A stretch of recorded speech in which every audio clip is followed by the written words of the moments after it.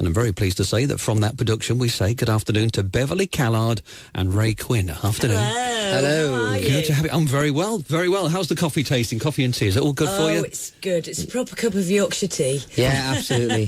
Very nice, very nice. Oh, lots to talk about. Of course, your careers have been going strong for a little while now, especially you, Beverly. Yeah, well, I hope so. Yes, maybe I've got more to talk about because I'm a lot older than Ray. I think that's what they're trying to say, Ray, don't you? No, not at all. No. But yeah, so far so good. And we were rehearsing for 3 weeks for the rise and fall of Little Voice. Yeah. And then we opened last week in Guildford. And then this is our second week, which is in Scarborough. And the audiences have just been great. And they're queuing backstage to say how much they've loved it. We've had standing ovations. So we're delighted, truly delighted. Yeah. It's funny you should say that, actually, because I was going to mention this a bit later, but we'll probably open this. Someone's dropped this in around about half an hour ago. You've got a letter here for the cast of Little Voice, and they were saying that they just loved last night's performance. Oh, fantastic. So, Thank you very much. That's very sweet of you. Thank you. Hopefully it's nothing naughty. I might get you to read that live in just a few moments. We'll open that up. So it's all quite new then. Of course, it has significance here in Scarborough because Little Voice, the movie, was filmed here. Yes, it was. I think it's even more significant now because Jim Cartwright, who wrote the play originally, and that's what it was first, a play, he loved the film, but he thought there were parts of it. Obviously, once it's handed over to being made into a film, they lose control of it. And he felt he would have liked to have had more control in the making of the film. And so this is the very first time the author has actually directed this himself. Right. And so that's amazing because not only are you working with a good director, but he is the creator of this play. Yeah. Just He knows what he wants, you know. Absolutely. Yeah. I'm going to say it puts a little bit more pressure on you guys. Possibly, because he knows exactly what he's I don't think so. It only brings me out, really, you know, because one of the main reasons why I took the job was because Jim was directing it, because he's just a fantastic name in the business, you know, and a great director and a lovely guy. He's a really nice chap. So, you know, and because the script is so well written, it just came a lot easier than I thought it was going to. You know? Yeah. So for anybody that's not seen the production as yet or the movie, let's just outline a little bit about who is Little Voice. It's been described as a heartwarming northern fairy tale. That's how it's been described. So I don't know who described it as that. I mean, it's a brilliant piece, but it can be very dark in places as well. It's a fantastic, entertaining evening. It's certainly not for children. I must emphasise that because there are some swear words in it and quite a bit of bad language. But it's necessary for the piece. It's not gratuitous in any way. But I think it's about people who have great difficulty in communicating with each other. But they have a lot to say within themselves, but have a great difficulty in getting it out and transferring that to other people. The role I play is Little Voice's mum, and I think maybe I'm right in saying I've got the most lines to learn. You're not kidding there. I mean, she has literally got more than a monologue times 10. Yeah, I think there's only 6 pages I'm not on stage. Really? Yeah, and the script is about, I don't know, 200-300 pages long. Yeah. So it was really hard going to learn the lines, but once you've learnt it, it's amazing. And Mari, Little Voice's mum, is an alcoholic. She's a widow. She actually misses her husband, but doesn't know how to say that. She wasn't happy with him when he was alive, but she doesn't want him to be dead either. She can't communicate with her daughter because she drinks too much.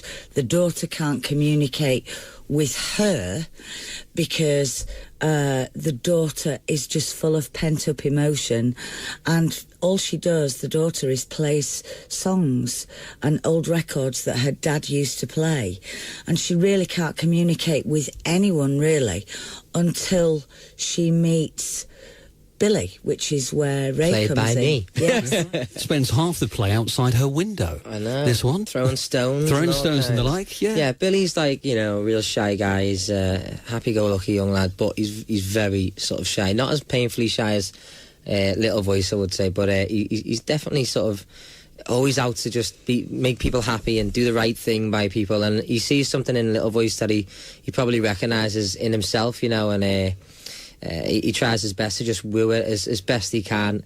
He obviously is not had the the training before, or he doesn't really know how to do it, so he does it in the best way he knows best, you know. And but it's very sweet. He brings the best out of it, you know, towards the end of the play, and they go on a journey together from start to finish. Yeah, and this really tests for both of you your acting skills, because for you, Ray, I mean, we know you as a lively character, so for you know, to be a quiet spoken character is obviously testing your skills there. Absolutely, yeah. But I love it. Like I haven't done like straight acting for a while now. Probably I'd say Brookside was the main days for all that, and I was only like 8 and I finished when I was like 13, so I was so young. So it's really nice for me to sort of get back on that road now and go into the acting side of things. So yeah, it was a real challenge, because obviously I'm used to doing the musicals with Danny Zuko, with the, you know, and the outgoing confidence of Warner Huntington III in Legally Blonde, and the cheekiness of Billy in Dirty Dancing. You know, I've played a lot of sort of macho roles, if you like, but to come right back down to a young lad who's very shy and, you know, falls in love so quickly, and it's really nice for me to sort of. And I have to say, as watching rehearsals, and I truly wouldn't say this if I didn't mean it, I'm sure you can tell that from me, Tom, anyway. Ray's incredible. We knew each other anyway, but not particularly well.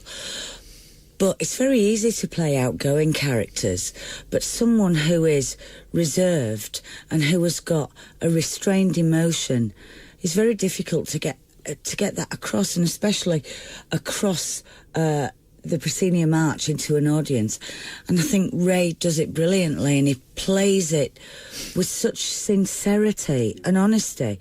You just completely believe him. Yeah. And that's what Jim was looking for when he cast Ray. I'll give you the money later. Okay, yes. Yeah.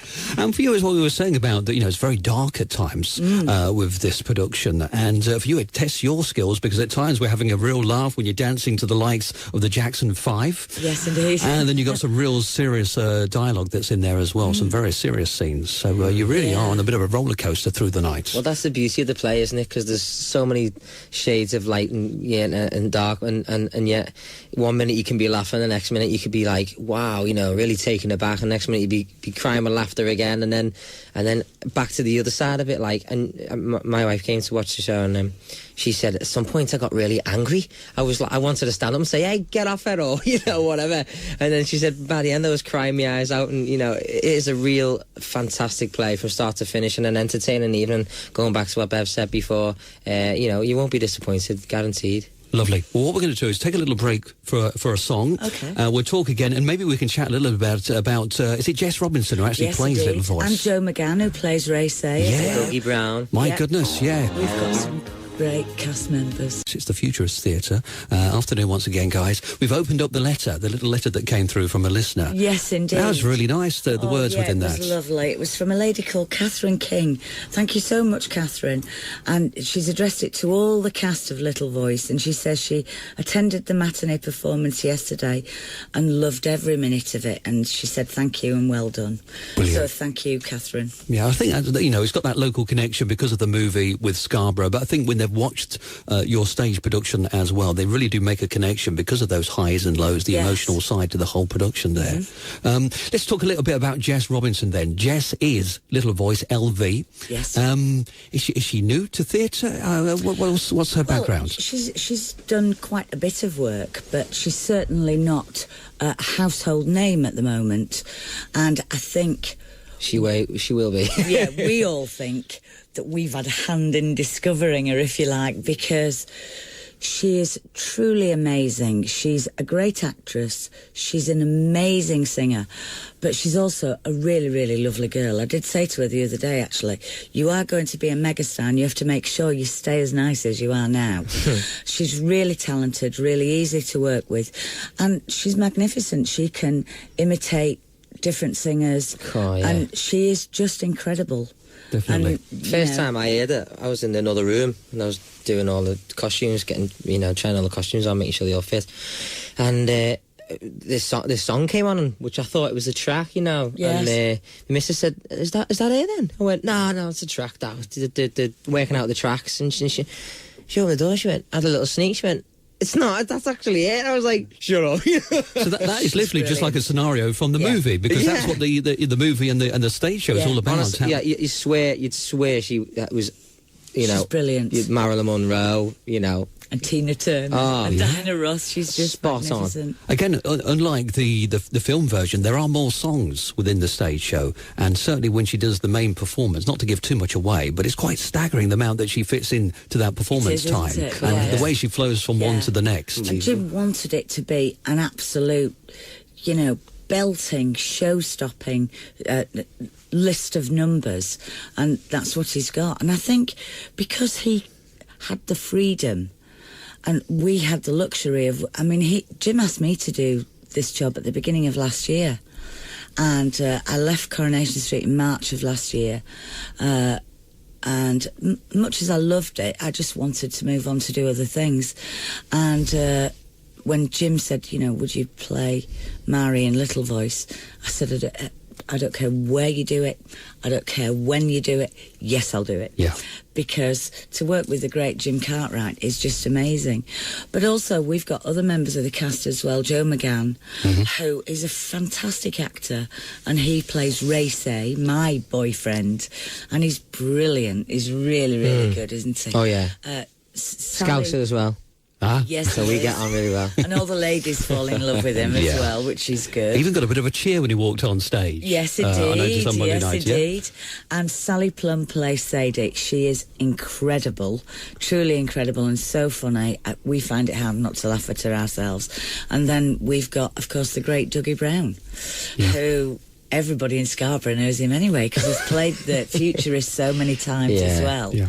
Certainly is a must-see performance, this, and you're only on for a couple of more days. Is it Saturday? Yes, Saturday, we've got one show tonight, one tomorrow, and then 2 on Saturday. Okay. We're going to talk more about Coronation Street. Okay. Maybe a little bit about some ice skating as well in a little while. We play some music first, though. We're going to have fun and some Queen, these two in the rise and fall of Little Voice at the Futurist Theatre all this week through till Saturday afternoon.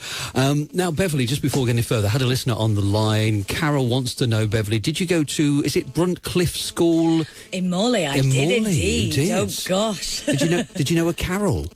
Oh, I know it. I knew a few. What was the surname? Do we know? Not got that here. No. I'll try and find that one out. Okay. But yeah, she obviously remembers you. Yeah. Was you a good girl at school? No, I was a naughty girl at school. I was good until I was about sort of 15, and then I was a bit of a rebellious teenager. Yeah. But nothing too bad. Right. You know. Ray, can we just move the phone away, because he's been texted during that last song there, and it's crackling all on the radio at the moment. Right, now... I used to come to Scarborough on holiday with my mum and dad. Oh, right, many years ago. Yeah, we used to stay in the North Bay. Yeah. And do the tree walk in Peazone Park. And go on the Hispaniola and everything. Yep. So you're enjoying your week back here then? Happy memories? Gosh, I love it. And it really does remind me of my mum and dad, which is great. That's really nice, yeah. Special memories. Lovely. Right, guys, just a couple of things just before you go, if I may. Wanted to talk about, well, Steve, by the way, Steve Jordan is our breakfast show guy. He just wanted to say as well, Beverly, he loves you. Oh, wow. Always loved you. And bring him in. Yeah, so Steve, all he was going on about in the office earlier today was the fact of say hello to Beverly for me. Oh, well, please say hello to Steve from me, please. If you listen now. Yeah. Made up. Made up, certainly will be. And, guys, the run then, it's on for how much longer? Through till Saturday? Yeah. It's got matinee and evening on Saturday, but, you know, one show tonight, one show tomorrow. Get down there, get a ticket, come and enjoy yourself. Brilliant stuff. And if you do come, please come backstage and say hello. You're welcome now. Say hello to everybody. Well, that's really nice. We do. Yeah. We do indeed. If you want to buy me a beer, I wouldn't say no. back down the pub afterwards. Absolutely. Maybe. Yeah. Got to enjoy your time whilst you're here. Lovely. Well, guys, thank you very much for spending the time with us, and good luck with tonight's performance. Go on. I'll tell you a secret. Both Ray and I have got our dogs on tour with us as well. I've got Trevor, the English Bull Terrier. Trevor. And you've got... Bruno, he's a Jack Russell. Oh. They're very butch names, Trevor and Bruno. Well, yes, they are. Yeah. But Bruno bullies Trevor. He's he's I think he's just scared, and he had a little chat, didn't he? He had a little go for him, but So during the performance, where are they? Are they kind They of go to backstage? sleep in the dressing room. All right. So if we hear barking, we know that they're awake. They want feeding or I something. make a cold cup of tea and a little glass of water next to it. He loves it. Yeah. Spoiled he is. Nice one. Well, guys, thanks again, Thanks for and having enjoy us. your time back in Thank you Scarborough. so much. Cheers. Thank you. Bye.